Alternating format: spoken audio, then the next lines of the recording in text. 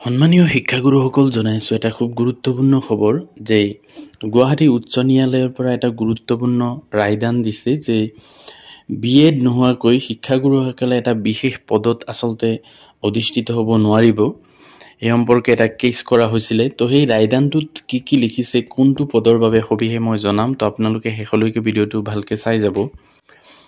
তো এইটো চাব পাৰিছে 20 নৱেম্বৰ তাৰিখে বাতৰি কাকতত প্ৰকাশ পাইছিলে এই বাতৰিটো যে উচ্চতৰ মাধ্যমিক বিদ্যালয়সমূহৰ উপাধ্যক্ষ পদৰ বাবেও এতিয়াৰ পৰা প্ৰয়োজন হ'ব BEd ডিগ্ৰীৰ অৰ্হতা। উপাধ্যক্ষ পদৰ বাবে BEd ডিগ্ৰী প্ৰয়োজনীয় অৰ্হতা হিচাপে সন্নিৱিষ্ট কৰিবলৈ, অৰ্থাৎ হায়াৰ ছেকেণ্ডেৰী স্কুল যিবিলাক আছে বা উচ্চতৰ মাধ্যমিক বিদ্যালয় সেইবিলাকত যি উপাধ্যক্ষ বা ভাইচ প্ৰিন্সিপাল পদ, তাতে BEd ডিগ্ৰীটো এতিয়াৰ পৰা বাধ্যতামূলক হ'ব বুলি গুৱাহাটী উচ্চ ন্যায়ালয়ে নিৰ্দেশ দিছে। আৰু কি লিখিছে চাওক। উচ্চ ন্যায়ালয়ৰ এখন খণ্ড বিচাৰপীঠে নিৰ্দেশ দিয়ে 8/6/8/2019 নম্বৰ লেখ আবেদনৰ শুনানি গ্ৰহণ কৰি বিচাৰপীঠখনে এই নিৰ্দেশ প্ৰদান কৰিছে।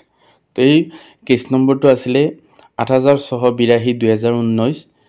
তো এই তাৰ শুনানি গ্ৰহণ কৰি এই বিশেষ নিৰ্দেশনাটো প্ৰদান কৰিছে। আৰু কি লিখিছে চাওক যে উল্লেখ্য যে প্ৰকৃত সেৱাবিধি অনুসৰি উপাধ্যক্ষ পদৰ বাবে BEd ডিগ্ৰী প্ৰয়োজনীয় অৰ্হতা নাছিল, কিন্তু এতিয়া প্ৰয়োজনীয় অৰ্হতাৰ ভিতৰত BEd ডিগ্ৰী অন্তৰ্ভুক্ত কৰা হৈছে। আগতে উপাধ্যক্ষ পদৰ বাবে BEd কম্পালচৰি নাছিল, কিন্তু এতিয়া এইটো কম্পালচৰি কৰা হৈছে, যাৰ বাবে উচ্চতৰ মাধ্যমিকৰ স্নাতকোত্তৰ ডিগ্ৰী আৰু BEd ডিগ্ৰীধাৰী আটাইতকৈ জ্যেষ্ঠ স্নাতক শিক্ষকজনে উপাধ্যক্ষ পদৰ বাবে যোগ্য হ'ব। অৰ্থাৎ যিজনৰ স্নাতকোত্তৰ ডিগ্ৰী বা মাষ্টাৰ ডিগ্ৰী আছে আৰু BEd আছে, লগতে তেওঁ জ্যেষ্ঠ গ্ৰেজুৱেট টিচাৰ বা পষ্ট গ্ৰেজুৱেট টিচাৰ, তেওঁকে উপাধ্যক্ষ বা ভাইচ প্ৰিন্সিপাল হিচাপে